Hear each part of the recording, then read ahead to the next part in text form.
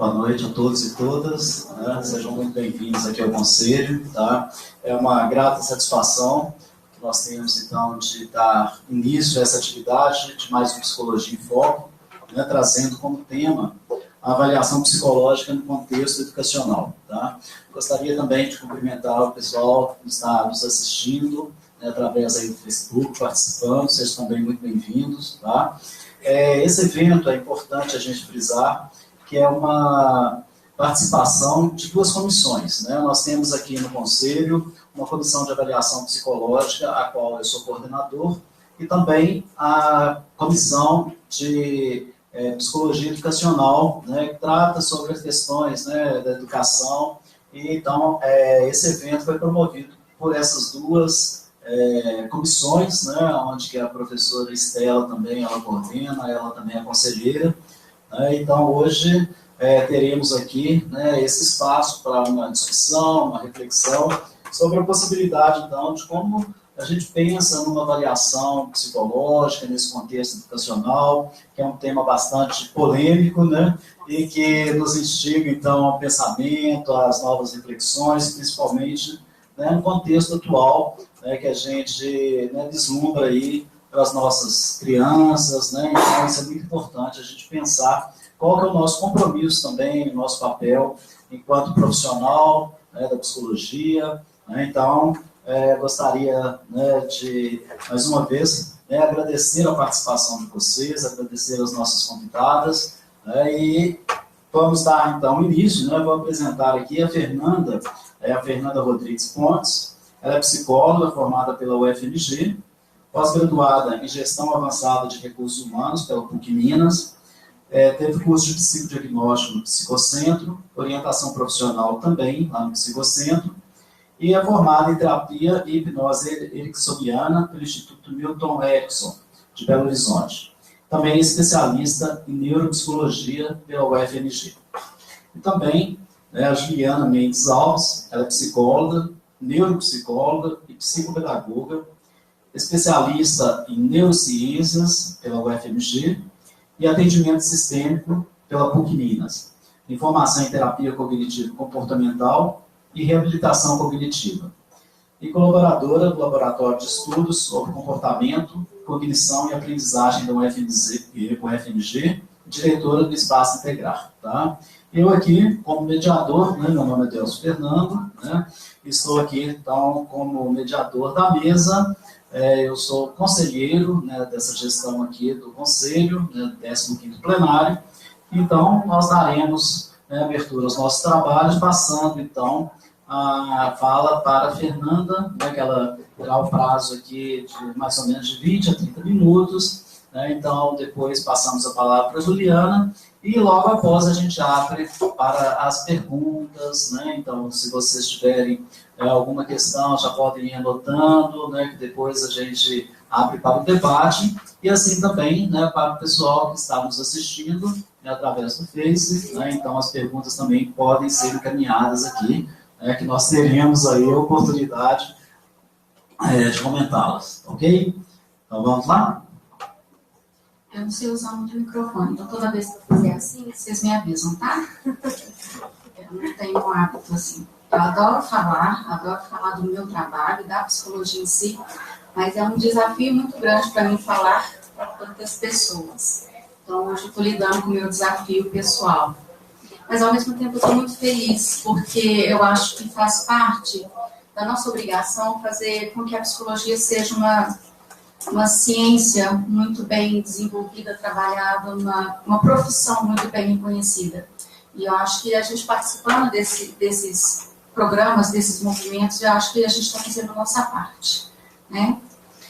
E não é à toa que o curso de psicologia está tendo um aumento muito grande de procura, não é à toa que o mercado está melhorando um pouquinho, né? Então, a gente está precisando atuar com competência mesmo para estar suprindo as necessidades, né, da demanda do mercado. Quando o Delcio chamou a gente assim, para falar sobre o desafio, né, da gente trabalhar no contexto educacional, meu trabalho em clínica, eu não tenho só o trabalho com avaliação, eu também trabalho muito no atendimento clínico. E a maioria, sim, dos processos de avaliação é demanda de escola, é a demanda escolar. E, inicialmente, a gente recebia muito uma demanda, mas de criança ela não consegue aprender, criança não está conseguindo se alfabetizar, criança não está prestando atenção. Aí a gente começou a escutar outras demandas. Esse menino não para quieto, você fala com ele, parece que ele não está prestando atenção, você fala com ele, ele esquece no minuto seguinte, e a gente começa a escutar várias demandas nesse sentido, né? E outras coisas que vêm acontecendo agora, atualmente, são as demandas mais emocionais. Os nossos meninos, eles são muito cobrados, muito exigidos. Então, a gente tem percebido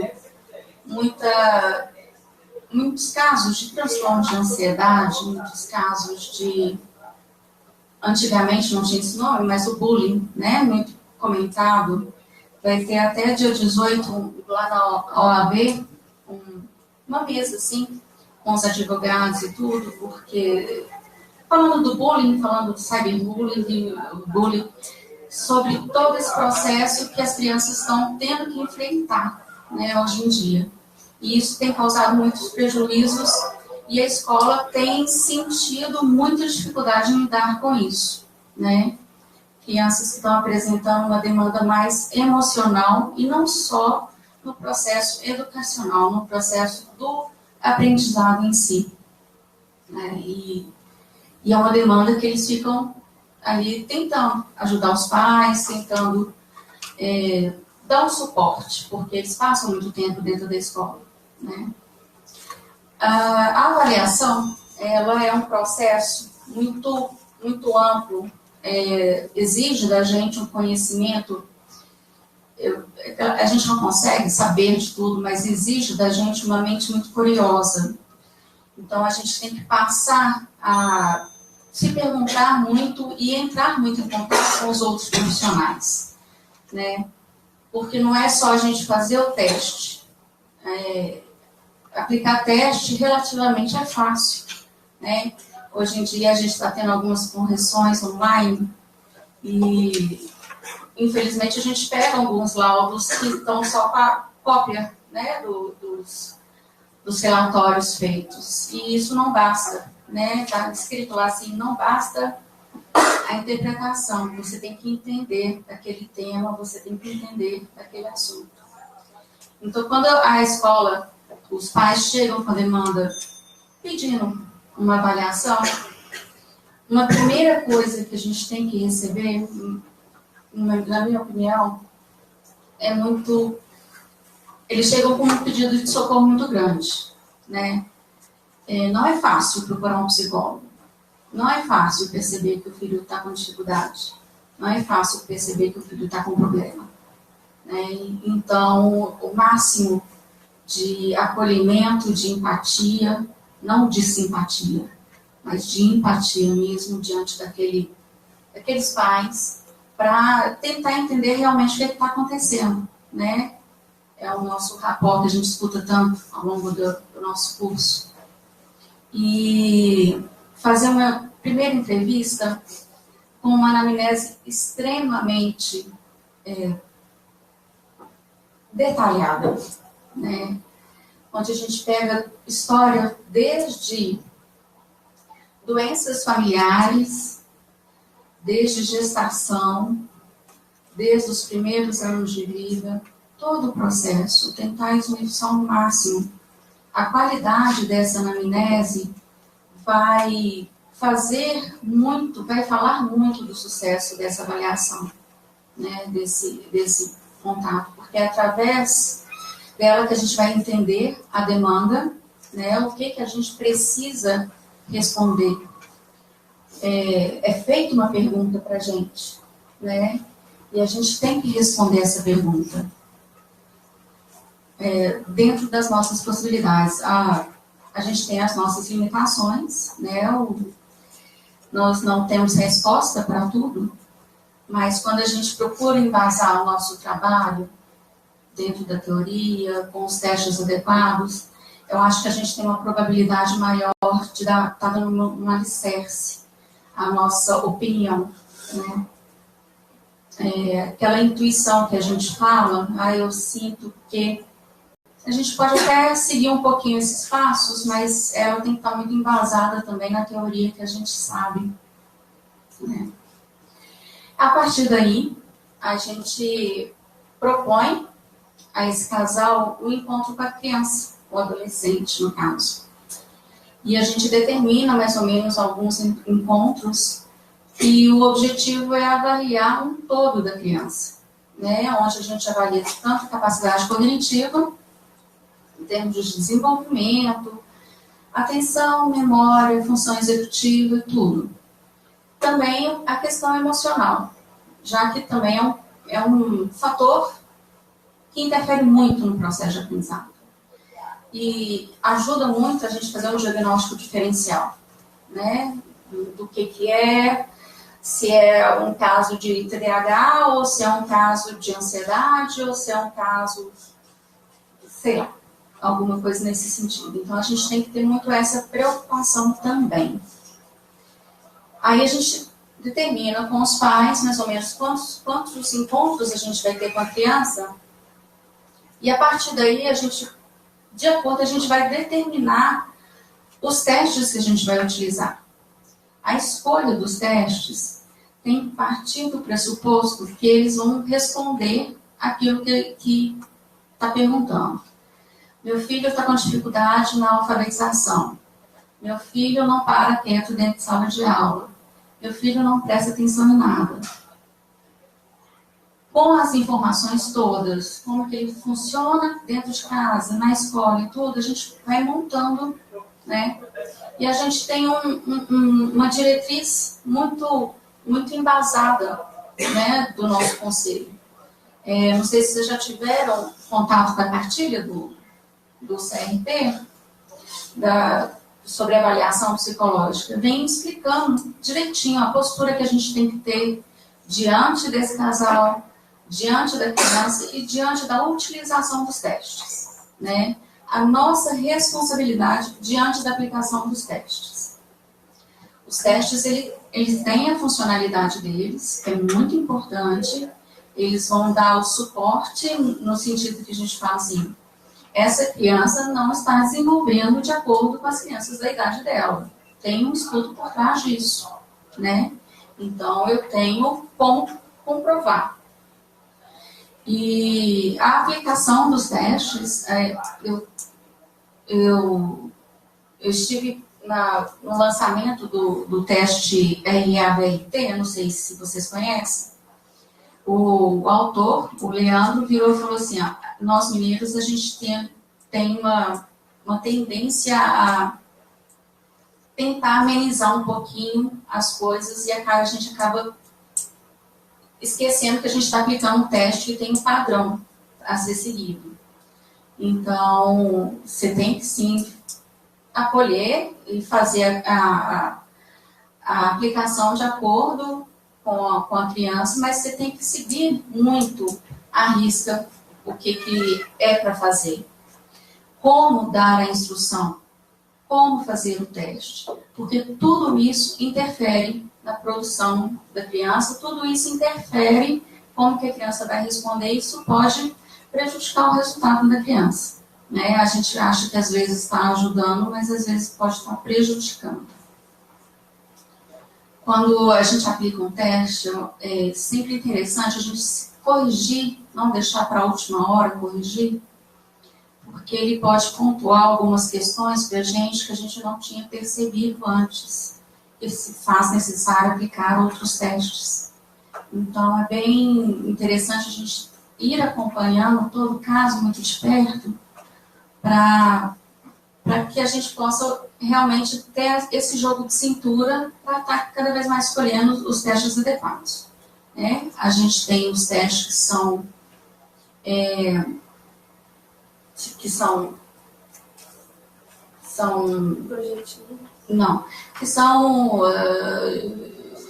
cuidados pelo satélite. Eu esqueci onde a gente está. que eu queria utilizar, esqueci o adjetivo. Mas é o SATEPS, né? Eles... São validados pelo SATEPS. Muito bem, Deus, está de parabéns. Eles são validados. O intuito disso é a gente ter uma pesquisa sempre muito atualizada e de acordo com a realidade brasileira. Né? A gente tem um desafio enorme de ser um país ainda não muito desenvolvido, ainda muito sem recursos, e um país enorme. Né? Então, a gente tem todas essas dificuldades para lidar, para validação de teste e tudo. A gente tem que sempre ir acompanhando, né, essa atualização através do site. Dia 11 de abril, vários testes saíram pesarosamente. Aí eu fico com o coração na mão, tá? Legal, né? Eu já tinha passado a outra. Aí a gente tem que tentar apoiar e trabalhar de uma forma bem efetiva para a gente tentar conduzir a psicologia para ela continuar sendo respeitada e respaldada, não só na área educacional, como também nas outras áreas, como vem sendo também. Né?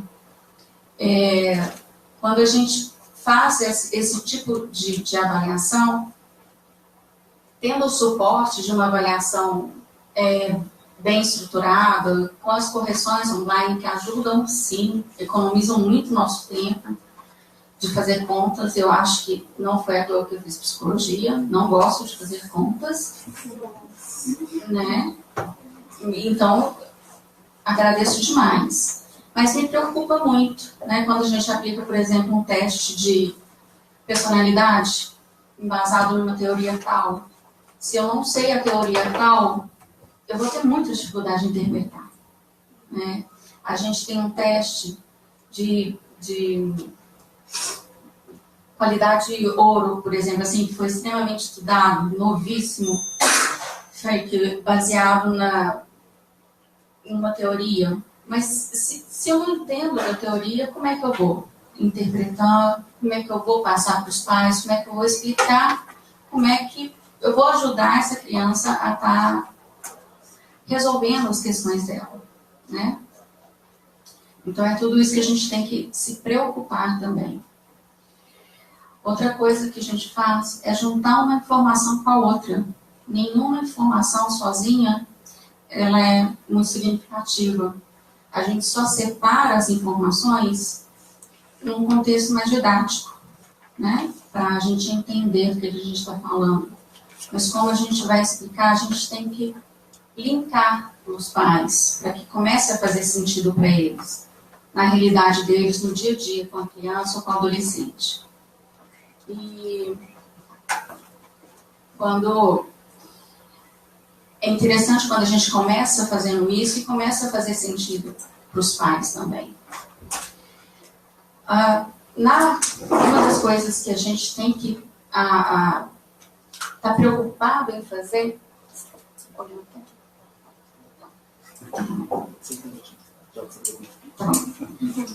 Uma das coisas que a gente se preocupa em fazer é na elaboração do laudo. É um documento muito sério. É um documento que vai estar preto no branco. Tudo aquilo que você escreveu, assinado, registrado, para conduzir ali tudo que a criança vai fazer dali por diante, pelo menos naquela situação. Então, a gente tem que ter uma responsabilidade muito grande, a gente tem que ter um cuidado muito grande, desde qualidade na escrita, a ortografia, às vezes eu peno um pouquinho com isso, até a forma simples de se escrever, né? Não há necessidade de rebuscar o que a gente precisa falar. A gente tem que colocar um linguajar muito claro para os pais, porque a gente acaba passando muita informação e eles precisam desse material para passar para os profissionais que irão continuar cuidando daquela criança. É claro que a gente se coloca disponível para conversar com os profissionais, mas é o material que eles têm, né? E, principalmente, colocar o que é essencial. Nenhuma informação a mais, nenhuma informação que não seja necessária para o caso. A gente tem que resguardar também, né? Ou a vida do casal, ou algum detalhe que não seja necessário para o caso. Então, a gente tem que ter esses tipos de cuidados. E todos que fazem uma avaliação têm direito a um laudo, né? Acho que faz parte do pacote. A gente tem um padrão a ser seguido, que eu gosto muito de seguir. Eu gosto muito de rotina, eu sou muito certinha, mas às vezes eu penso, nossa, está ficando tudo muito igual. Mas não vou mudar não, porque eu acho que é assim que está certo. Assim que está dando certo, assim que está tendo resultado. Então eu tenho um padrão, né? Toda lá a identificação, demanda, histórico, tananã, tananã, tananã, tudo lá. E eu sigo aquele padrão, muito também para que eu não esqueça de nada. Muito também para que eu tenha o cuidado de estar observando todos aqueles detalhes. E nunca esquecendo o que eu tenho que responder. Qual é a conclusão que eu tenho que chegar? Né? O que eu tenho que dar de retorno? E outra coisa que a gente faz é orientar. A avaliação, ela tem o objetivo de falar assim, seu filho está precisando de tal conduta da escola, seu filho está precisando de ter um acompanhamento de fono, talvez seu filho precise procurar um neuro. Então, a gente tem que respaldar tudo isso e dar a orientação para os pais. E falar o que o filho está precisando. Né? E ficar sempre disponível para estar esclarecendo as dúvidas, porque a gente passa as informações numa devolutiva e eles vão concordando. Eu falo assim, pode me interromper, pode me perguntar, e eles, não, assim, e não sabem muito o que falar na hora. Quando eu termino, eu falo assim, faz sentido? Eles normalmente falam que quando eles falam isso, eu fico muito feliz. Quando eles falam que eu já sabia de tudo isso, só não colocava o nome. Porque fez sentido. Então, a criança se mostrou ali. Né? Eu não fiz um teste com uma criança que não era aqueles vivem, não 24 horas por dia, mas que estão na escola, mas todos os dias. Então, os pais sabem o que acontece com os filhos. A gente só coloca um nome e dá uma orientação. Né? Então, quando os pais falam assim, faz muito sentido, eu já sabia disso, aí eu fico mais tranquila. Né? E eu acho que a avaliação foi tranquila e bem feita. Né? Fazer avaliação não é fácil, não é divertido, mas até hoje eu não tive nenhuma criança que se opôs a fazer. Né? Mesmo os possíveis casos de transtorno opositor, por exemplo, nenhuma criança se opõe a fazer, não. Algumas são mais difíceis que outras, mas a gente tem que ter esse jogo de cintura para conquistar a criança também. Né? E falando de um jeito com elas, para que elas se envolvam no processo. Né? Eu imprimi para vocês uma folhinha, só para falar um pouquinho da avaliação e tudo. E eu queria ler o textinho que eu coloquei nela para vocês. Chama Na Multidão, de Mari Martins Anatuzzi.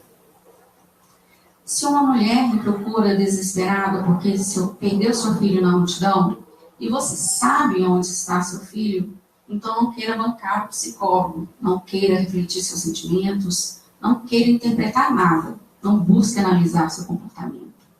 Não dê um conselho, mas, por favor, simplesmente diga logo onde se encontra o seu filho.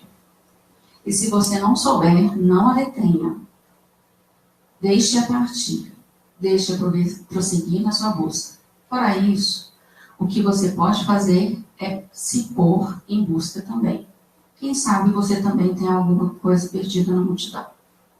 Eu acho que é muito dessa responsabilidade que a gente tem que ter com o outro. Né? Que a gente não tem que prender a ninguém e saber do que a gente pode fazer e como que a gente pode ajudar. Não prometer milagres, porque a gente é psicólogo, profissional, técnico, científico, e a gente tem que ficar embasado nisso. Ok? Obrigada, gente. Fernando, eu agradeço. Depois a gente abre aí para as perguntas, para o debate. Vamos passar agora a palavra para a Juliana. Tá? E seja bem-vindo. Então, agradecer, né, a oportunidade.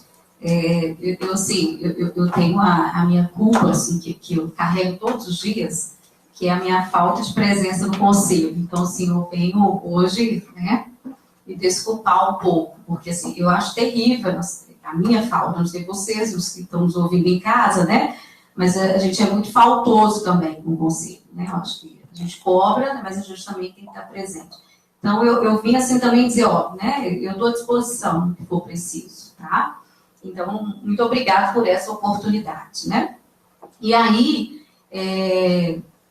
eu fico impressionada como que as coisas acontecem na minha vida, né? De fato, nada é por acaso. Eu sou de formação inicial, eu sou professora, tá? Eu fiz magistério, aquele magistério de antigamente, né? Não que eu sou velha, né? Mas é porque eu sou muito precoce, tá? Então, antigamente, você tinha que escolher entre fazer científico e magistério. Vocês já ouviram essa palavra aqui, científico, né? Claro, todo mundo já ouviu, né? Então, eu optei em fazer magistério, tá? E me apaixonei pela educação. Eu sou uma apaixonada pela educação, assim, né? Então, eu fui professora durante um tempo de criança e adolescente, mas tinha algumas coisas na escola que eu dizia, a pedagogia não me respondia, assim. Minha avó até dizia, você vai ter que fazer pedagogia, porque você tem que fazer pedagogia, né? Eu sou um pouquinho opositora, né? Eu disse, não vou fazer pedagogia porque você está me pedindo para fazer pedagogia, né? Eu disse, eu vou fazer alguma coisa com P também, né? Fiz psicologia, né? Então, a escolha é muito assim, no sentido de tem alguma coisa que a escola precisa ter acesso e é isso que eu quero estudar. Era essa a ideia pela escolha da psicologia. Então, eu entrei no curso de psicologia para ser psicóloga escolar. Eu tinha certeza de que eu jamais seria clínica e que eu ia aposentar na escola. Então, eu fiz toda a minha graduação, eu só prestava atenção nas aulas de psicologia do desenvolvimento, psicologia da aprendizagem, né? A psicologia escolar, né? Então, assim, eu saí perita nisso, né? As outras coisas só Jesus sabe depois como é que eu tive que correr atrás, né? Então, assim, eu me formei na psicologia e já era estagiária, já, eu acho que, se eu não me engano, lá era anual na época, né? Quando eu me formei. Mas, assim, na verdade, eu acho que no terceiro ano, que era anual, né? Então, no terceiro ano eu já era. Eu tive muitos privilégios, assim, na minha formação. Dentre eles, foi fazer estágio remunerado muito jovem, sabe?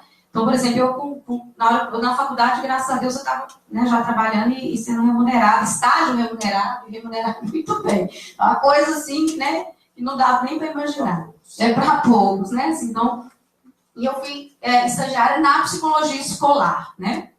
Fui muito acolhida por uma escola do interior, que eu tenho um carinho muito grande por ela, né? E aí, cada vez mais apaixonada, né? Desde a minha formação, participava dos congressos, assim, que eram propostos pelo campo da psicologia escolar e educacional. E aí, me formei, decidida a ser psicóloga escolar e pedi transferência para Belo Horizonte, na rede que eu trabalhava no interior, para ser psicóloga escolar. E aí o meu sonho desmoronou, né? Porque assim, aí com todo respeito aos meus colegas, e eu estou até aberta a essa conversa, A psicologia escolar, pelo menos eu estou fora da psicologia escolar tem 10 anos, então eu posso estar cometendo algum erro, né? Mas a psicologia escolar não conseguiu responder as minhas perguntas, né? Eu recorria muito à literatura, recorria muito aos congressos, né? E talvez eu acho que agora, essa oportunidade, quando o Delcio abre a mesa dizendo é uma conversa entre a avaliação psicológica e a psicologia escolar, eu pensei, era isso que faltava, né? Olha que maravilha, eu vim aqui descobrir que era isso que faltava, né? Algumas perguntas que a psicologia educacional escolar não tem resposta, talvez se a gente tivesse conversado mais com o pessoal da avaliação psicológica, a gente tivesse encontrado respostas, né? E aí eu fiquei na escola como psicólogo escolar durante 4 anos. Foi um trabalho maravilhoso, mas a escola ainda, ou a gente também, não tem esse espaço. A gente não conquista esse espaço, a escola não nos dá esse espaço, a ponto da gente, às vezes, virar disciplinado. Tem um dia que eu me vi sentado no corredor, chamando atenção, e eu disse, não é isso que eu quero para mim, né? E hoje eu já descobri uma falha minha, talvez, né? Mas de não ter feito essa conversa com o pessoal da avaliação psicológica. Mas, ao mesmo tempo, até vi isso num artigo, quando eu fui pesquisar sobre essa temática, o pessoal da psicologia escolar tem muito receio da avaliação psicológica, com medo só de classificar, excluir, né? Então, também, esse diálogo não é um diálogo que, assim, não gosto de falar na minha época, né? Porque isso é muito ruim. Mas, assim, naquele tempo, mudou muito, né? Naquele tempo, assim, não tinha essa conversa e esse preconceito, né? Então, quando eu saio da escola, quando eu deixo de ser psicóloga escolar, eu saio da escola, mas a escola não saiu de mim, né? Eu começo a perceber um tanto de coisa que a psicologia escolar e educacional pode contribuir, mas às vezes por desconhecimento, né? Ou por falta de diálogo, desses diálogos, às vezes a gente não consegue fazer. E aí, então, para vir conversar com vocês aqui, eu fiz algumas leituras que eu pensei, gente, como que eu não fiz isso antes, né? Assim, porque só depois que eu saí da escola eu fui procurar neurociências, fui procurar neuropsicologia, né? Porque dentro da escola, quando eu estava dentro da escola, eu fiz muito psicopedagogia, que me ajudou muito. Fiz atendimento sistêmico, porque tem uma coisa na escola que é muito importante fazer, que é a escuta da família, né? Saber escutar essa família. Porque chamar a família para falar os defeitos dos meninos, o pai e a mãe já sabem, como bem disse a Fernanda, né? O pai e a mãe sabem muito bem os filhos que têm, podem até não assumir, né? Mas que sabem. E aí, na sistêmica, eu aprendi muito isso. Que tipo de escuta que eu tinha que fazer dentro da escola, né? Mas foi só quando eu saí que eu comecei a ver que a avaliação psicológica no contexto escolar poderia ter sido um trunfo que eu não usei, né? Mas eu também não vou assumir essa culpa sozinha em rede nacional, né? No Facebook, né? Mas hoje está muito claro para mim, com essa oportunidade de vir falar para vocês, que foi a falta desse diálogo entre a psicologia escolar, educacional e a avaliação psicológica. Então, essa iniciativa é uma iniciativa extremamente importante e eu espero que ela marque um novo tempo, tá? Um novo tempo. Então, pessoal, quando eu fui ler, né, sobre avaliação psicológica no contexto escolar, eu fiquei encantada, assim, não que eu não leia sobre isso, mas eu estou muito mais focada na neuropsicologia, então eu falei, não, eu quero usar esse tema, eu quero ler essas coisas, né? E aí, eu fui ver que lá na resolução, né, de 2018, está lá como que a avaliação psicológica é um processo estruturado, né, de investigação. A Fernanda falou muito bem disso, né, o tempo todo. Então, essa palavra é fantástica, né? Investigar, né? Eu às vezes fico rindo do pessoal, assim, dos meus colegas, dos psicólogos. Tem os psicólogos acadêmicos e os psicólogos clínicos. Por quê? Os acadêmicos fazem pesquisa. E a gente? A gente faz o quê o tempo todo no consultório, né? Pesquisa também. Então, agora eu não aceito. Os clínicos também são grandes pesquisadores. Porque é a partir da pesquisa que nós vamos poder ajudar, né? E foi isso que a Fernanda disse. E aí, essa investigação é para prover, né, informações para que a gente possa tomar decisão. Olha que maravilha. Eu não vou tomar decisão da minha intuição, né? Eu tenho instrumento, eu tenho ferramenta, eu tenho um aparato todo para que eu possa lançar a mão e então fazer essa investigação e encontrar respostas para minhas perguntas, tá? Então, isso é muito legal.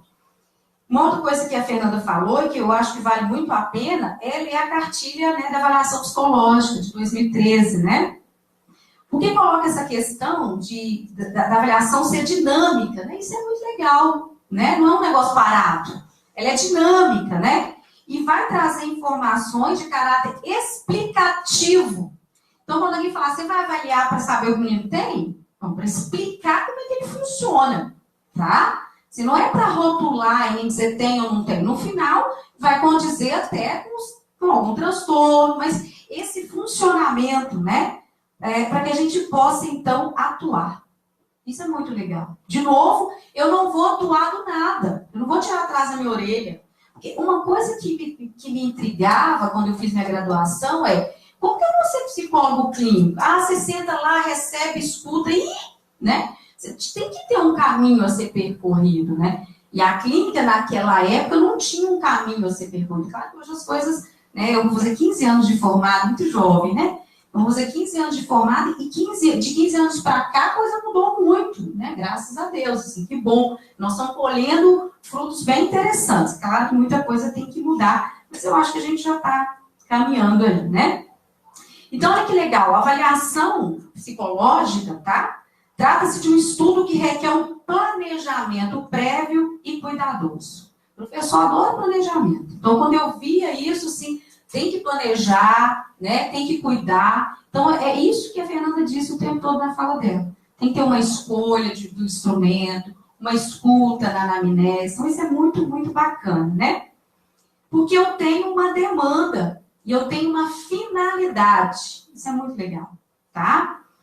Então, na Associação Brasileira, né, de Psicologia Escolar e Educacional, vai falar que o papel do psicólogo escolar diz respeito ao trabalho da psicologia quando aplicado ao contexto escolar, que é atuar considerando os aspectos do desenvolvimento motor, cognitivo, emocional e social, além de cuidar também da estrutura curricular, parceria com a família, a formação de profissionais de educação, desde a educação infantil até o ensino superior. Isso estava bem claro na minha cabeça quando eu era psicólogo escolar, né? Mas faltou avaliação psicológica, né? Olha que beleza. Agora, quem está na área da psicologia escolar vai poder beber dessa fonte e fazer um belíssimo trabalho, né? Por quê? Porque o papel do psicólogo na escola é investigar a queixa e o ambiente escolar. Como que eu vou fazer isso sem avaliação psicológica? Tá? Então, se precisou me convidarem aqui para falar, gente, como que eu nunca pensei nisso antes? Mas por quê? A escola vive numa urgência de apagar incêndio. Os projetos preventivos que a gente pensava em fazer, ora dava, ora não. Na maioria, ora não. Né? Porque o ano letivo tem 200 dias e o menino vai tomar bomba.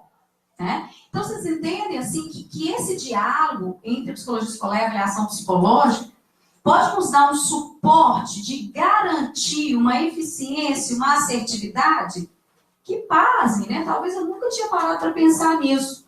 Quando eu lanço mão da neuropsicologia, para dizer, vou cuidar dos transtornos específicos de aprendizagem, tá? Quando eu saio da escola, vou para o consultório, eu falo, uma forma que eu tenho de trazer a escola para dentro da clínica é cuidar dos transtornos específicos de aprendizagem. Então, hoje o que eu mais estudo é transtorno específico de aprendizagem, porque a escola não saiu de mim, né, gente? Então, assim, mas eu fico pensando, se o nosso papel é investigar a queixa, né, o papel do psicólogo na escola, e o ambiente escolar, não tinha como ficar sem avaliação psicológica mesmo, né? Outra coisa que é o nosso papel enquanto psicólogo escolar, compreender as estratégias de ensino, olha que legal, compreender como ensina. Para a gente saber como alguém aprende, eu preciso também saber como estão ensinando, né? E verificar as relações no ambiente escolar. Olha que maravilha. Tá? Só que a gente precisa ter mais clareza disso quando a gente está inserido no contexto escolar para não ser absorvido pelas demandas tantas. Porque escola é assim, escola é um lugar onde o mundo acontece lá dentro. Tudo que acontece no mundo todo acontece dentro da escola. É impressionante, né?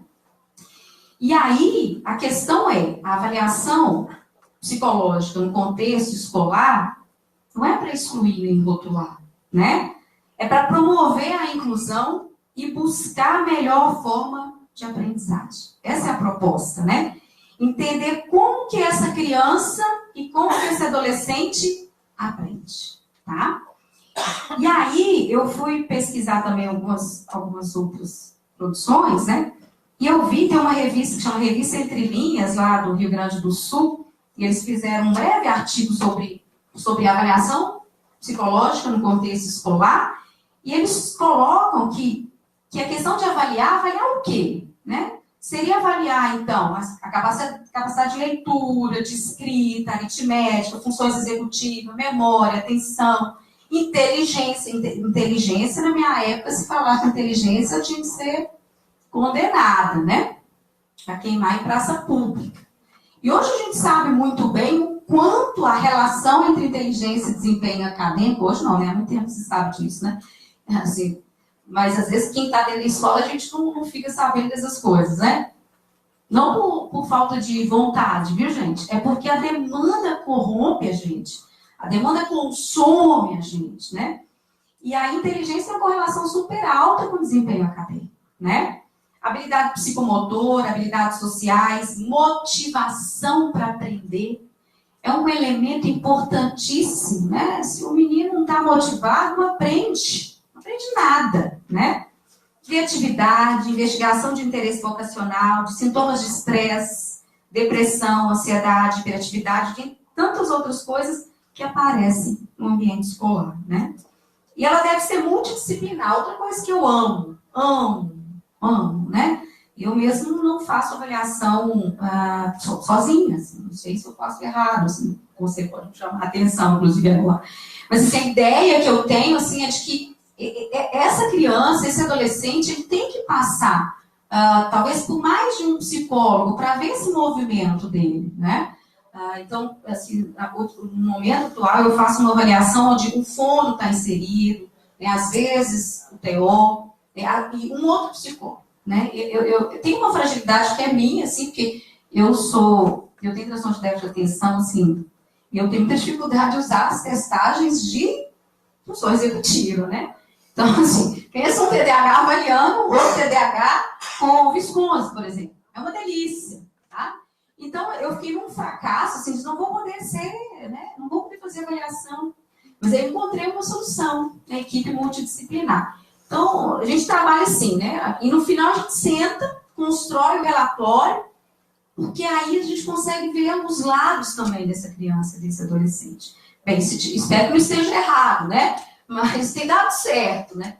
Mas as famílias têm ficado muito satisfeitas com essa possibilidade também, né?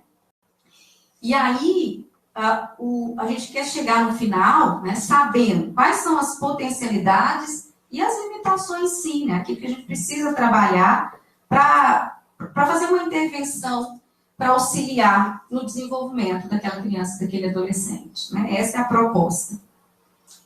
Agora, a questão é, né, eu também achei um outro artigo sobre avaliação psicológica em contexto escolar para a detecção do transtorno do espectro autista, né? Um tema, uau, a moda, né? Um artigo, bom artigo de 2017, tá? E aí, a autora, acho que é a autora mesmo, ela chama atenção porque a avaliação psicológica, ela pode ser utilizada para ajudar as pessoas ou ser mesmo instrumento de exclusão. Tá? Não vamos também romantizar a coisa, não, né? Ela pode trazer notícias que abrem oportunidades, mas pode trazer informações que não são bem-vindas, né? E nem desejadas. Fernanda disse isso, um pai lidar com uma dificuldade de um filho, gente, é um negócio difícil. Eu não tenho filho, não, mas eu imagino que seja uma coisa assim complicada, né? Então tem coisa que não ajuda em nada, né? Assim, às vezes, por isso que é preciso pensar assim, qual que é a finalidade disso? Qual que é o objetivo dessa avaliação, né? E aí ela vai escrever um pouco disso, essa autora, né? Que a proposta, então, é encontrar possibilidades. Uma avaliação, ela deve acontecer para encontrar possibilidades, né? E aí nós temos alguns desafios e muitos cuidados, né? Mas um caminho também bem legal de ser percorrido. Eu fui buscar em artigos assim mais científicos, claro que eu fui buscar na língua portuguesa por enquanto, né? Assim, se eu tivesse buscado em outra língua, eu tinha encontrado mais coisas. E eu encontrei 2 artigos significativos, assim, bem legais, assim, um de 2015 e outro de 2007. O de 2015, né, ele fala da produção científica e avaliação psicológica no contexto educacional e enfoque nas variáveis socioemocionais. Fiquei enlouquecida quando eu li o tema desse artigo. Eu sou uma amante da questão da competência socioemocional, né? E um outro artigo sobre a produção científica e avaliação psicológica no contexto escolar. E esses 2 artigos, então, eles buscaram investigar a produção científica e avaliação psicológica no contexto escolar. E o que descobri que nós temos que caminhar muito, né? Mas, de fato, né, constata-se que a prática do psicólogo, né, escolar, né, é super bem-vinda mesmo o uso da avaliação psicológica nesse contexto. Desde que realizada dessa forma que falamos até agora, né, no intuito de investigar, de somar, de agregar, de criar possibilidade, né? E aí, claro, né, que tudo que a maioria das coisas que estamos fazendo na avaliação psicológica é de grande interesse para a educação, né, que é avaliar leitura, escrita, função executiva, memória, enfim. Então, não tem como não casar, né, psicologia escolar e avaliação psicológica. E esses autores falam disso, né? E eles falam a questão da importância da inteligência, né, para a questão da avaliação e para o contexto escolar. Fala também da personalidade, olha que legal, assim, né? O impacto da personalidade também no desempenho escolar. Então, eu fiquei muito feliz quando eu li esses 2 artigos. Falei, nossa, tem que estudar muito mais, né? E aí, esse artigo de 2015 fala, então, dessas competências socioemocionais, né? Que o que seria, então, essas competências socioemocionais, né? Essa capacidade do sujeito, né? Relacionar consigo mesmo, com os outros, né? Adotando comportamentos responsáveis, estabelecendo metas, autocontrole emocional e resiliência. Isso é competência socioemocional. E também, claro, nessa avaliação precisa conter aspectos cognitivos, né? Que é a capacidade de reflexão, raciocínio, elaboração de pensamento, resolução de problema e generalização. Ou seja, são 2 aspectos super importantes para o contexto educacional, né? Para o mundo, enfim, mas nosso foco aqui é o contexto educacional, né? Então, eu fico muito empolgada, muito feliz, quando eu vejo que tem uma literatura, pouquíssima literatura, né? Mas que há uma conversa sobre esse assunto e que a gente precisa beber dessa fonte, né? E tem um outro aspecto também que aparece nesse artigo, que é a questão da motivação, tá? Que eu já falei para vocês, a importância da motivação, e é preciso investigar isso, e do senso de autoeficácia, né? A questão do senso de autoeficácia é um negócio impressionante. São essas 2 coisas de imediato que eu penso assim, como que eu fui psicólogo escolar e não sabia esses 2 conceitos de fato, né, gente? Porque saber, assim, que eu ouvi falar, a gente sabe, né? Mas a questão da motivação e o senso de autoeficácia, né? Quando o sujeito acredita que ele é capaz, mas não é acreditar só assim, né, no pensamento. Ele tem evidência de que ele fez algo, né, ele deu conta e que ele dá conta de fazer, pode continuar a fazer que ele dá conta, né? Então, é um conceito também que os autores colocam que precisa ser abordado na avaliação psicológica no contexto, né, escolar. Então, por fim, a avaliação psicológica no contexto educacional é uma demanda que surge para o psicólogo escolar, em que uma parceria franca com as famílias, educadores, educandos, porque os meninos e adolescentes também a criança e adolescente tem direito disso, né? E toda a equipe profissional poderá ser efetiva e trazer benefícios, promovendo a saúde, a aprendizagem e o desenvolvimento das pessoas envolvidas, né? Então, era isso, assim, que eu queria chamar, né? Esses autores, no final, eles terminam dizendo, há muito que se fazer, é só um começo de conversa, né? Até mesmo o artigo de 2015, porque o de 2017 já dizia, de 2007, desculpa, já dizia isso. O de 2015 voltou a dizer.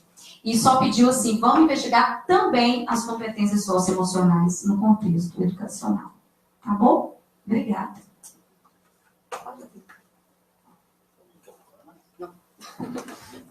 Bom, Juliana, muito obrigado aí por sua fala, tá? Vou fazer um breve comentário aqui, gente. Depois a gente abre, então, para as perguntas e os debates, tá? Só contando um pouquinho da trajetória um pouco histórica, como é que foi esse resgate aqui dessas duas. É importante porque nós estávamos, já havia falado com a Fernanda, já anunciado, assim, mais ou menos, que a gente teria esse evento, mas nada fechado, né, definitivamente. Mas nós tivemos a oportunidade de encontrar no último EMAP, no 13º EMAP, né, Encontro Mineiro de Avaliação Psicológica, onde tive a oportunidade, né, que as duas estiveram presentes. Então, a gente é resgatado para esse evento aqui, né, e o EMAP ele pensou justamente sobre a validade preditiva dos testes psicológicos. Né? Então, foi muito instigante. É um desafio para a nossa categoria, né, a gente pensar numa avaliação realmente de fato, né, não seria apenas só a testagem. E o que a gente, né, me sinto bastante contemplado com a fala das duas aqui, nesse sentido, porque eu confesso, né, porque assim, com um receio, né, de que a mesa ela estivesse trazendo muito mais essa questão mais taxativa de uma avaliação psicológica, né, como uma questão excludente, né, como um diagnóstico, né, de um transtorno.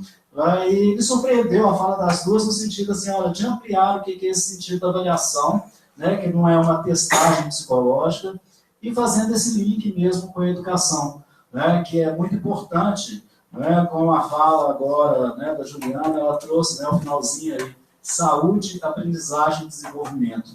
É muito pelo contrário, né, do que a gente tem visto aí, hoje em dia, trazendo muito a classificação nosológica de um transtorno, né, que a avaliação ela serve mais como uma posição mais excludente, patologizante, né, e que a gente então tem que pensar de uma maneira bastante diferente, né, essa posição, né, de qual que é o nosso papel, né, tanto do psicólogo escolar, o psicólogo clínico, né, que a clínica também faz pesquisa, né, que é muito importante isso, e que a gente tem que estar sempre lembrando desse tripé que é importante para a formação, né, seja em qual contexto, né, que o profissional esteja atuando, né, a questão ética, legal e técnica, né, numa avaliação, né, nesse sentido mais amplo, que não é só da testagem, né, esse tripé tem que estar sempre presente, né, pensar nessa dimensão ética, né, qual que é a nossa ética, qual que é o nosso compromisso ali, tanto com quem é o solicitante, qual que será o destino de uma avaliação,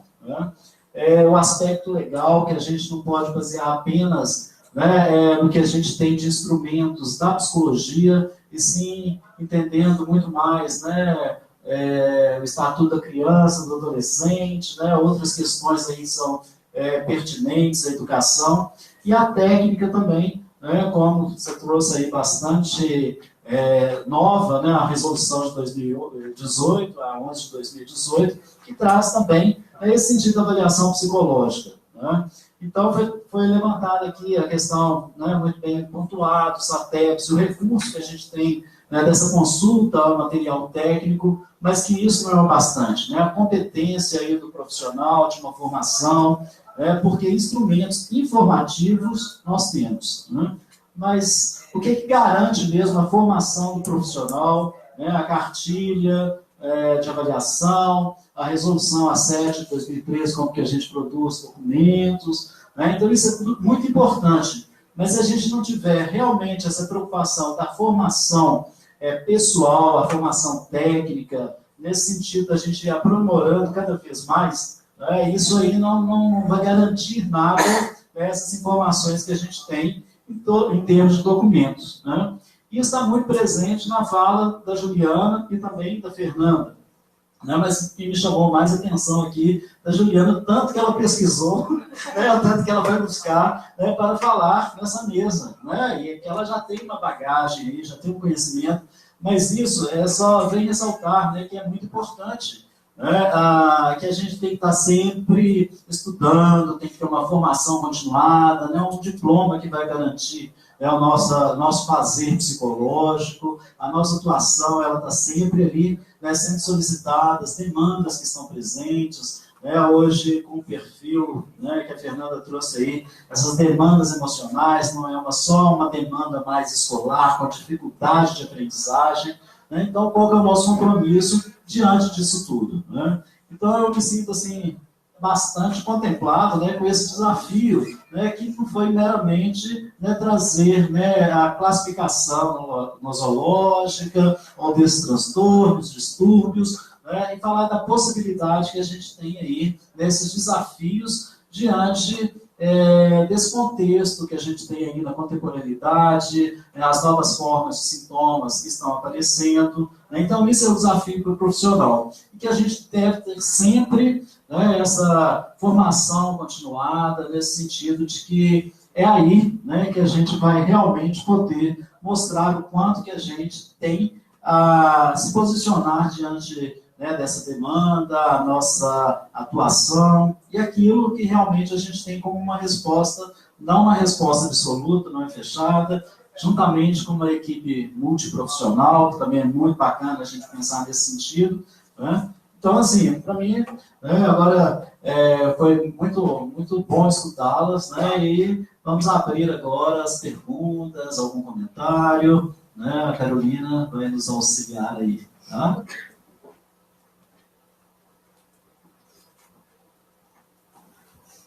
Essa pergunta não, debate, comentários, tá? Fique à vontade.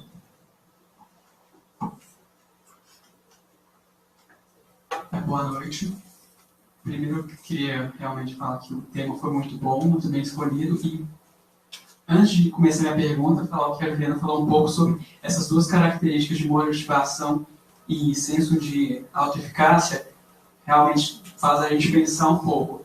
E como o que eu pesquisei um pouco da avaliação psicológica foi mais ligado à personalidade, que até você citou também, eu entendo, na minha opinião, que esse senso de autoeficácia está muito relacionado com a personalidade também. Na minha opinião, como que você vai fazer uma avaliação em seja qualquer área, se você não pesquisar um pouco sobre a personalidade? Porque talvez essa motivação, claro que ela pode estar em outra variável, para ele aprender. Pode estar dentro de casa, pode ser emocional, mas pode ter recorrência nele, ser dele mesmo essa motivação, aonde que isso incide em mais outros lugares, que ele tem uma baixa motivação para outros aspectos também. E aí eu achei muito interessante isso na sua fala. E agora, partindo mais para a pergunta em si, seria mais ligado aos desafios da área. O que vocês duas tendem a dizer, podem dizer um pouco sobre isso, assim. Porque da avaliação psicológica como um todo, é bem um pouco como vocês três disseram, né? Que é essa dificuldade, até mesmo da população da própria categoria, em achar que vai rotular, né? E como a Fernanda falou, talvez a gente pode trocar esse rotular por um nomear. Que aí depois que você tem um nome, seja para um transtorno, para uma dificuldade, traçar o que vai ser feito posterior àquilo, para como ajudar. Então, tirando isso um pouco, o que vocês falariam sobre umas das dificuldades da área assim, em si? Você fala da área da avaliação psicológica no contexto educacional, escolar. Então, pois o maior desafio, eu acho, assim, que é mesmo, os psicólogos que estão dentro da escola, eu gostaria de dar um beijo, um abraço neles, assim, sabe, nesse momento, de ser empático, assim, dizer, como que eu posso te ajudar? Porque, assim, ó, eu trabalhava 40 horas, na verdade eu ficava com 44, né, 50 na escola. A demanda é muito grande, tá? E são poucos psicólogos dentro do contexto escolar, né? Alguém conhece aqui psicólogo que trabalha em escola? Eu conheço 3, 4. 5, né? Então, assim, você entende? Assim, ó, são poucos, então o desafio é esse. Nós temos poucos para muita coisa. Então, esse é o primeiro desafio. Sendo poucos, eles têm que dar conta de uma demanda que não é humana, né? E aí não dá para estudar, né? Eu estudei muito mais quando eu saí da escola do que quando eu estava dentro da escola, né? Tinha hora que eu falava, podia voltar? Não. Meu marido fala, não, melhor não, né? Porque eu estou bem, graças a Deus, né? Por quê? Porque hoje eu seria talvez até mais útil na escola, né? Mas trabalhando 44 horas, tendo que dar conta de, na época eu acho que eram 1.200 alunos, a única psicóloga da escola, sabe? Então, assim, eu acho que o primeiro desafio é esse, né? Muito trabalho e pouca gente. Isso é humanamente impossível, né?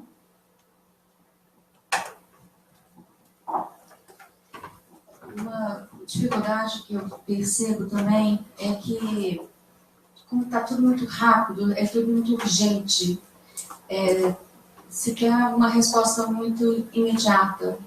E a gente tem um trabalho de pesquisa para fazer, né?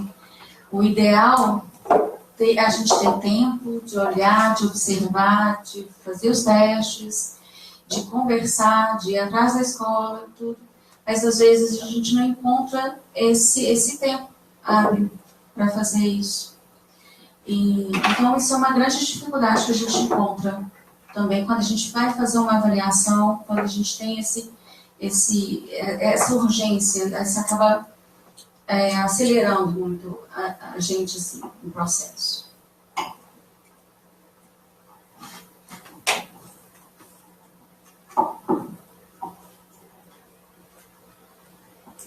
Boa noite, primeiro parabéns à mesa. Tá? Eu fico pensando se um pouco dessa dificuldade, é uma opinião minha, eu queria saber de vocês, se não está relacionada... Se não está relacionada também a uma... Não vou chamar de fechamento, mas não é essa palavra agora que me vem, a um fechamento, assim, ao processo de avaliação. Em que sentido? Deixar esse psicólogo avaliar e vir aqui na escola e conhecer a escola, será que a culpa não vai cair para a escola? Eu acho que o medo que os pais sentem, ou a dificuldade que eles sentem de entender, de perceber, e a dificuldade de procurar um psicólogo a fim de ajudar os filhos, não é só dos pais, né? Embora a escola encaminhe, normalmente eu percebo que a demanda é mais assim.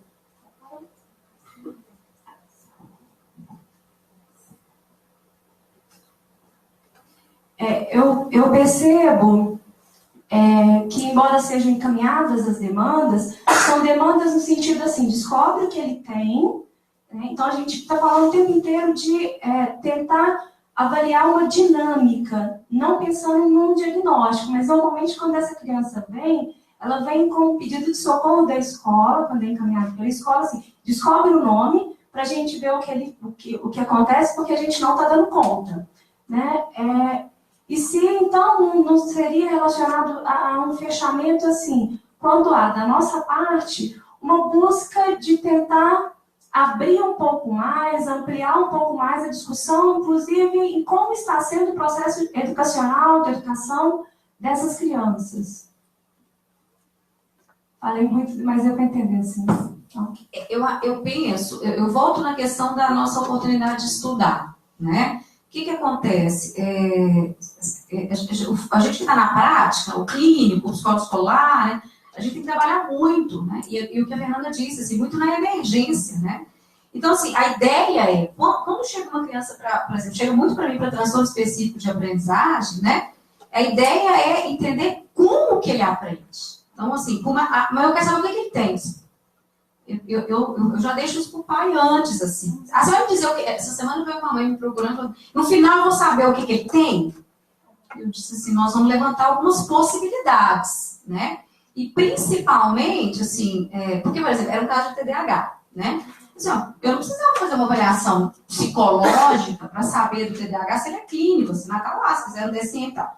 Só que eu falei com ela, você quer saber se ele é ou não é TDAH, ou como que essa criança funciona, né? Qual o perfil cognitivo, emocional, traço de personalidade. Nós precisamos trabalhar na prevenção, né? Nós precisamos trabalhar assim, no que nós vamos fazer. Qual orientação que a gente vai dar para a família, qual orientação que vai dar para a criança, para a escola, né? Aí tem pai que fica ansioso, mas isso vai demorar, né? Assim, Não, eu tenho até um tempo, não posso fazer o resto da vida, né? Eu tenho um tempo limitado, mas vai ser trabalhoso. E aí, quando você fala do imediatismo, assim, a gente está correndo que dá trabalho, porque a gente está aqui, ó, na garganta, né? A faca no pescoço, né? Eu acho que é isso, acho que é estudar. Eu acho que tanto nós quanto o contexto escola, nós estamos estudando pouco. Não, Juliana? Tá, estudando pouco. Nós temos que estudar mais, tá? E principalmente a escola. E quando a gente está dentro da escola, a gente quer que os meninos estudem. Eu acho impressionante. Meu marido, gente, não posso falar, não estou no Facebook. Eu falo assim, ai, meu Deus, tem que ler, né? Você tem que ler, né? Então você é tão cansado, trabalha tanta demanda de escola, correção de prova, diária, tanta demanda, que às vezes para parar para estudar é difícil, né? A gente também atende, quantos que a gente atende por dia, tem que parar para estudar. E essa outra coisa, assim, então é isso, a questão do estudo e essa questão muito disso, assim, nós vamos entender como que funciona. Mesmo que seja um TDAH, nenhum TDAH é igual ao outro. Isso é ótimo, né? Nenhum TDAH é igual ao outro, porque são personas diferentes. Bom, eu também, né, completando aí a sua fala, eu acho que é esse destino da avaliação, né? Eu acho que a gente tem que ter muito cuidado quanto a isso, né? Não é fazer um diagnóstico igual, né, a Juliana está trazendo. Pronto, a gente sabe que é um TDAH, e o que fazer diante disso? Né? Esse encaminhamento, essa orientação, que eu acho que é o bacana, né? O que é esse grande desafio, porque senão a gente cai, né, naquele erro de uma função muito medicalizante, né, de um tratamento de uma patologia, de um transtorno, né? Então, o nosso cuidado é justamente esse. Qual que é o destino desta avaliação? Né? E a avaliação cabe, então, uma escuta, não é só o teste, não é só um resultado ali, não é para classificar. Né? Eu acho que é mais orientativo, mais encaminhamento, é uma interface com a escola, com os pais. Eu penso nessa dinâmica, né, nessa questão, então, que tem que ser em processo, né, e que não termina ali com uma avaliação. Né? Eu acho que o bacana é disso, a gente também ter esse conhecimento de que nós estamos, ao final, né, fechando, né, dando um fechamento, ou cerceando a criança ali, seja ela, né, que com uma demanda, cerceando de um aprendizado, de um desenvolvimento. Pelo contrário, apostando, então, na hipótese aí de que existe realmente uma possibilidade de um resgate aí, de uma maneira não medicalizante, que eles estão querendo, né, a todo momento, laboratórios aí, colocar, vão medicalizar as crianças, né, vão dar Ritalina, né? Então isso aí, né, que a gente tem que tirar essa concepção, né, de que a avaliação está muito, né, voltada para isso. Olha, vamos diagnosticar, vamos dar ali o nosso atestado, né? E não é bem isso que a gente pretende, pelo contrário, é sair dessa dimensão, né, e a possibilidade de um resgate aí, né, para um futuro, né, para um desenvolvimento, o que a gente pode fazer, uma qualidade, né, de um entendimento, né, como esse processo ele se dá, né, para a vida da criança. Né? Eu fico muito preocupada também. Às vezes eu tenho que me policiar porque começo a amplificar demais. Eu fico muito preocupada com a realidade das escolas, as escolas públicas que a gente está tendo que lidar, a dificuldade dos professores em lidar com os próprios direitos sendo questionados e a gente tem que lidar com essas crianças que acabam sendo privadas desses conteúdos, aí tem que repor aula, tem que correr atrás e fica muito complicado. E é uma realidade que a gente acaba não tendo tanto acesso para tá ajudando, né? Então, isso me preocupa muito também, né? A situação real do nosso ensino público.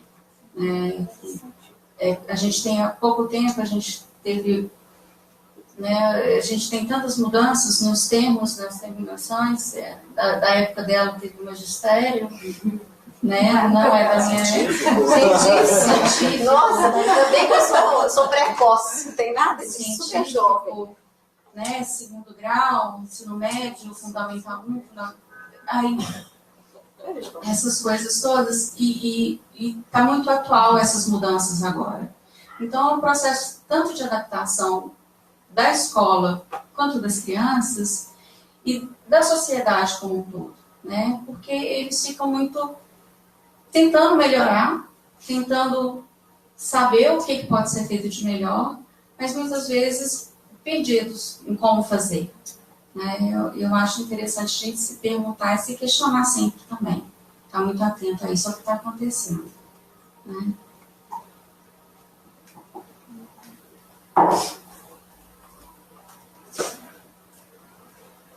Primeiramente, boa noite. Eu acho que o tema contribuiu muito para o debate tão atual e tão corriqueiro assim, na prática clínica. Enquanto psicólogos, eu também padeço do mal que a Juliana falou, de trabalhar em uma equipe multi, de discutir os casos, de perceber, inclusive, não só a percepção da avaliação, mas no contexto da reavaliação, e isso dá uma ideia passada, comparado com um outro profissional que está avaliando o mesmo caso. Acho que isso contribui muito com o contexto educacional, que a gente vai comparar ele com ele mesmo, a criança com ele mesmo. Mas eu queria citar uma coisa importantíssima que a Juliana falou, que foi a questão da, não com essas palavras, mas com esse contexto, da prática baseada em evidências na psicologia. A ciência como um todo, principalmente aqui no Brasil, tem se discutido muito a questão da prática baseada em evidências, ou seja, a replicação de fatos, a necessidade de ter dados consistentes para se discutir esses eventos e a necessidade de guiar uma prática clínica baseada nesses dados consistentes que podem corroborar com a eficácia e a consolidação do psicólogo dentro do contexto não só educacional, mas do contexto da sociedade. Então, ao mesmo tempo que a gente fala que tem se discutido, a gente observa que tem um hiato, e esse hiato ele é crescente. O espaço em que se tem discutido quais são os dados em que eu preciso embasar uma avaliação, uma conduta terapêutica, para esse caso específico, tem sido pouco discutido no espaço do Brasil. Ao mesmo tempo que eu falo que tem se discutido, porque algumas pessoas trazem, não tem se visto isso na prática, que você observa nos artigos. Você encontrou pouquíssimos artigos falando sobre esse tema e sobre tantos outros. Transtorno de desenvolvimento da coordenação e avaliação psicológica, nós não temos. Um transtorno do desenvolvimento, precisava ter. Agora, o que eu levanto é alguns dos entraves que eu observo, e eu queria que, se vocês forem corroborarem minha observação também, é que a nossa prática psicológica dentro do contexto da avaliação no âmbito escolar, ela, às vezes, ela é sucateada não só pela questão da pobreza da formação de alguns psicólogos, mas também da ingerência de outros profissionais no campo que deveria ser restrito à psicologia, que é restrito à psicologia. E eu acho que isso empobrece muito a nível do indivíduo e a nível do que a percepção da escola e da sociedade tem do que é um processo de avaliação psicológica. E o que eu estou querendo dizer? Às vezes, profissionais que não têm adequada formação técnico-científica avaliando construtos que são restritos ao psicólogo. Vamos supor inteligência, vamos supor atenção com instrumentos mais restritos, e aí compara o indivíduo a um N de 12 pessoas, e isso é levado à escola, isso é tido como embasamento, inclusive, para uma intervenção medicamentosa de algum psiquiatra que não tenha conhecimento sobre essa situação. Então, isso é uma inquietude que eu tenho observado, estou levando aqui a debate, caso não seja corroborado por vocês tenham a permissão para discutir isso. Então, muito obrigado. Claro. Claro. Bom, bastante interessante quando você coloca essa questão do hiato, né? Aí eu fui lá em Lacan, né? É bacana isso, porque esse intervalo aí que existe significantes, né? Isso é muito bacana, porque é justamente nesse ato onde que a gente tem que trabalhar, onde que falta ali, né, esse significante, onde que realmente nos coloca a trabalhar, onde que realmente faz com que a gente vai produzir, que busque alguma coisa. E talvez, né, aqui seja uma sementinha, né, quem sabe a gente está trazendo isso aqui hoje, olha, é nesse espaço mesmo onde que a gente não tem ali, né, um saber construído, é o que falta, e é justamente o que falta é que nos move né, a batalhar, a conquistar, a produzir, né, porque se a gente tivesse completo, a gente ia estudar mais, já está tudo certinho, né, a gente dava conta de tudo. Né? Mas muito interessante, né, quando você coloca essa questão do hiato. Né? E é importante a gente pensar nisso mesmo. Né? Qual que é a falha que a gente tem, qual que é esse intervalo que a gente deixa aí, né, sem um significado, o que a gente precisa, né, ajustar para que isso a gente preencha aí de uma maneira mais satisfatória, com qualidade, né, e é justamente esse espaço dessa falta que nos permite, então, uma produção. Né? Eu acho que é esse que é o grande desafio. E quando você fala a questão do medicamento, às vezes lá com o N, né, de 12 lá, mas também, né, isso caindo na mão de psiquiatra, isso é ótimo. Né? Mas quem faz essa avaliação? Olha a competência desse outro profissional que fez um diagnóstico com o N de 12, né, e que é classificatório. Então, antes de chegar ao psiquiatra, né, qual que é a nossa posição também? Né? Será que esse profissional realmente ele está agindo com uma competência, uma qualidade ético-científica, né, com esse embasamento aí que permite uma fundamentação mesmo? Acho que essa fragilidade até mesmo nessa formação e nessa conduta profissional. Muitas vezes a gente vê isso, né, profissionais que se arriscam mesmo, né, com a vida do outro. Né? Então isso é muito precoce, faz diagnósticos precoces, né, e com um saber absolutista, isso é muito perigoso. Né? Então, antes de chegar ao psiquiatra, eu acho que tem, né, uma reflexão, né, da nossa posição também, de quem está produzindo esse material até chegar nessa mão. Né? Porque isso aí é um prato feito. Né? E é isso que a gente tem que ter esse cuidado. Né? Eu gostei muito aí do hiato. Vamos pensar. Enquanto você falava, não sei se eu viajei, né? Que é uma coisa que eu faço muito. Não, assim, eu fiquei pensando, você falava de uma coisa que me ativou um pensamento aqui, que é assim, ó. Sabe uma coisa que eu acho complicada, assim, que me desculpa, assim, se eu vou ofender alguém, assim, mas quando eu tinha no meu crachá psicólogo escolar, né? E hoje eu tenho notícia que as pessoas que ficaram no meu lugar e outros colegas minhas que trabalham com psicologia escolar, nada contra, mas tem no crachá delas orientador educacional. Nada contra orientação educacional. Mas por que perdeu essa identidade? Então, você falou isso, eu lembrei disso. Não sei por que eu lembrei isso, mas assim, eu tinha um orgulho de falar que eu era psicólogo escolar, né? E rapidamente, tem grandes escolas aí, por isso que eu perguntei, vocês conhecem algum psicólogo escolar? Porque eu queria que vocês tivessem feito esse comentário. Não, eu conheço, eu trabalho como orientador. Porque assim, tudo bem, gente, né? Não é 6 e meia dúzia, mas é a minha identidade. Né? É isso que eu queria colocar pra gente, assim. Então, grandes escolas estão fazendo isso. E isso é lamentável. Porque a gente perde identidade, né?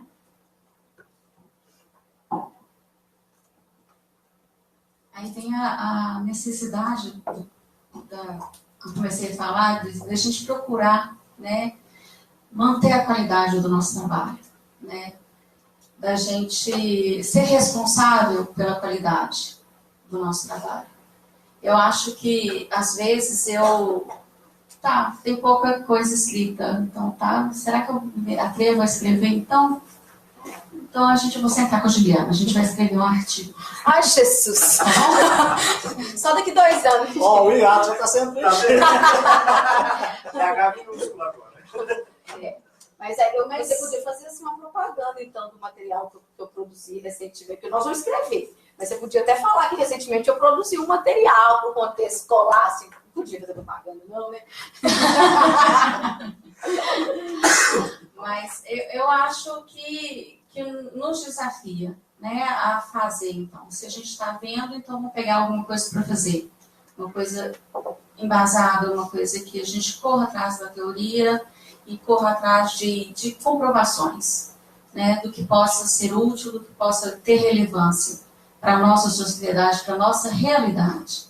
Né? Então, é assim que a gente vai continuar fazendo, que a psicologia seja bem vista, aceita em todas as áreas, né? E principalmente respeitada. Eu acho isso fundamental. Não é à toa que a gente lê e estuda tanto, né? Bom, você me fez lembrar aí nessa possibilidade, né, da escrita, de um trabalho, quando você tocou lá na questão dos testes que são desfavoráveis, que dá no coração. Mas por quê? Qual que é a nossa posição diante disso também?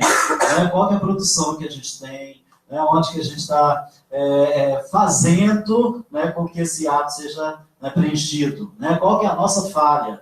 Então, acho que é uma posição muito nesse sentido de uma reflexão mesmo do nosso fazer, nesse sentido, qual que é o meu posicionamento, da minha prática, do meu exercício profissional, então, dá uma dor mesmo quando a gente perde alguns instrumentos, mas será que é necessário, a partir dessas perdas, que a gente também faça outras conquistas? Eu acho que é importante que algo de novo tenha aí, que venha a preencher esse vazio. Acho que é importante a gente ter nesse sentido de vislumbrar um caminho aí de uma produção, de um desenvolvimento que seja muito mais benéfico do que a perda que a gente tem. Então, é lógico que a gente não gosta de perder, nenhum de nós gostamos disso, mas que a perda ela seja possível uma construção aí, uma possibilidade aí de um novo. Eu acredito muito nesse novo, a possibilidade da gente fazer de uma maneira diferente. Eu falei de uma produção que nós fizemos recentemente, não é propaganda, assim, é falar de um bom trabalho que foi feito, Nós reunimos algumas pessoas que têm experiência com essa área da educação, de uma forma direta ou indireta, E nós produzimos um livro chamado Abordagens Cognitivas Comportamentais no Contexto Educacional, Assim, me perdoe se eu não podia falar, mas assim, é só para assim, qual que é o objetivo dele? Justamente presentear os professores, presentear a escola, presentear os diretores com esse livro, sabe? Como eu disse para vocês, eu fui muito privilegiada. Eu estudei numa escola de ponta, eu TDAH, sem diagnóstico, consegui chegar onde eu cheguei. Eu não estou dizendo que todo mundo tem que ficar sem diagnóstico também, não, porque eu paguei um preço, assim, em alguns aspectos, claro, Mas essa escola foi fantástica, foi onde eu comecei minha carreira também, no interior de Minas, assim, e eu fiz essa produção, eu brinquei que eu levei 2 anos para organizar esse material, e como forma de devolver para a educação, Então, assim, é isso, esse ato, assim, se está faltando, eu tenho que produzir, Então, fica aí meu compromisso, eu e Fernando, com vocês, mas a gente tem começado a fazer isso, que foi esse material. Então, se alguém tiver interesse, a gente pode conversar depois sobre esse material também, tá?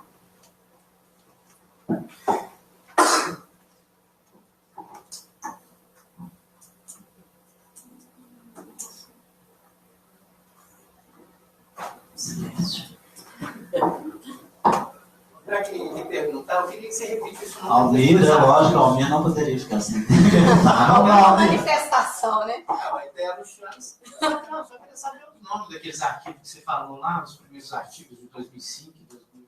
Nossa, você fala devagar para eu poder escrever. Ah, sim, claro. O de 2015, tá? Produção científica.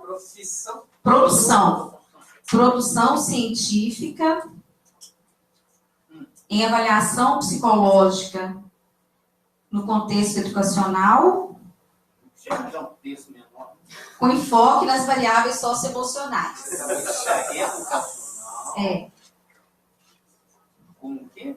Com enfoque nas variáveis socioemocionais. Tem na internet? Tem, tá de acesso livre, assim. De madrugada eu procurando, aí eu queria procurar artigo internacional, mas assim, meu inglês ainda tá... A gente chega lá depois. Arrastando ainda. Mas ele cita esse de 2007, tá? Que é de produção científica e avaliação psicológica no contexto escolar. Aí também eu achei umas coisas interessantes na cartilha da avaliação psicológica, claro, E essa revista também é uma revista que chama Revista Entre Linhas, do CRP de Porto Alegre. Tem um artigozinho legal lá também, sobre essa temática. Deve ter outras coisas, assim, mas eu peço desculpa até se eu não conseguir trazer outras coisas, mas também é aquilo que eu falei, a correria do dia a dia, mas eu tentei fazer o máximo que eu pude. Assim. eu achei interessante porque para pesquisar, para preparar e tudo, a gente vai nos vários livros publicados e tal sobre avaliação. E a gente encontra psicologia jurídica, hospitalar, e tudo. Eu não encontrei nenhum capítulo. Nós vamos ter que escrever mesmo. Nenhum capítulo da psicologia escolar. Né? É claro, os meus livros não teve um estudo de meta-análise, assim. Mas é impressionante mesmo essa falha que a gente tem. E é preocupante, né? Porque é onde a gente está cuidando da base. Que vai ser. É difícil. E esse artigo que vocês vão escrever... Não, agora eu já queria fazer um livro. Porque agora eu tô com tanta culpa. Eu tô com tanta culpa porque no meu livro tem um capítulo sobre esse assunto. Eu vou sair daqui com tanta culpa. Aí você adorou, né? A culpa. Já tá fazendo efeito. Bom, gente, mais alguma pergunta, alguma questão? Eu gostaria, né, de fazer um convite aqui, né, para que vocês façam parte também das comissões temáticas que nós temos aqui no Conselho. Aproveitando que nós temos a comissão de avaliação psicológica, a comissão de formação profissional, a comissão escolar e educacional, a comissão do esporte, a comissão de álcools e outras drogas, diversidade sexual, a comissão do trabalho, religiosidade, laicidade, a clerótica, a comissão de religiosidade, laicidade, outros saberes tradicionais. Então, nós temos várias comissões aqui, né, que isso é importante que vocês participem, né? Então, são comissões abertas, e o que a gente tem hoje, né, esse fruto aqui dessa mesa, essa produção, né, veio também dessas discussões que a gente tem nas comissões. Então, fica aí o convite a vocês participarem, né, são comissões abertas, vocês podem ter acesso na página aqui do Conselho, né, com a agenda. Geralmente essas reuniões elas acontecem uma vez por mês, né, mas onde tem lá os profissionais, tem estudantes, né, então, aqui nós temos o Nicolas, né, que trabalha lá com a gente na comissão de avaliação também.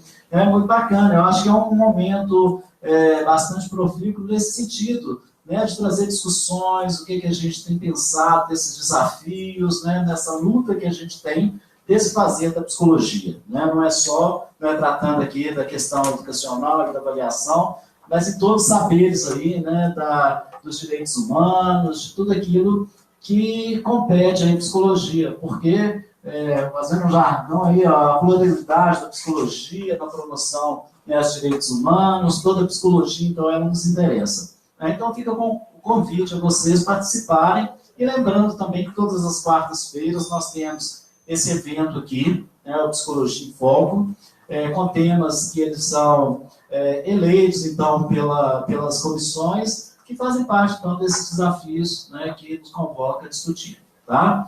Eu agradeço muito a participação, e gostaria mais uma vez de agradecer, né, a Fernanda, a Juliana, né, e a vocês também por um dia tão, né, apesar que nós tivemos vários inscritos, né, tivemos quase 60, mas entendemos aí a questão do trânsito, da dificuldade hoje, mas acho que foi muito válido, né, e parabéns, tá? Esperamos aí, o livro. Ok?